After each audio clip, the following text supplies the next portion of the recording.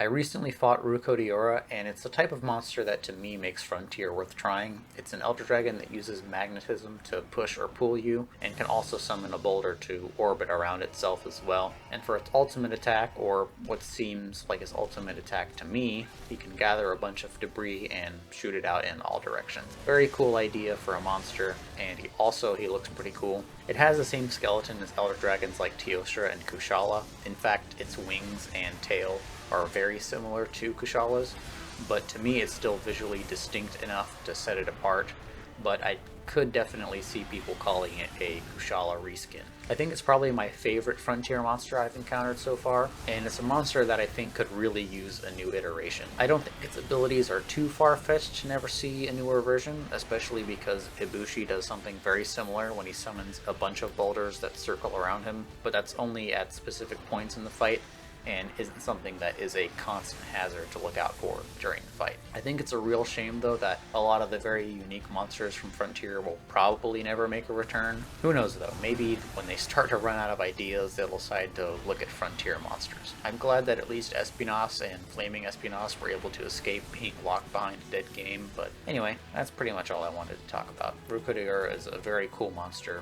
very visually distinct, and also another thing that I didn't really mention, but whenever you paralyze him, he doesn't stop completely. He still like moves around a little bit, which I thought was pretty interesting, and I'm curious as to why that was never added for any other monsters. But anyway, that's all.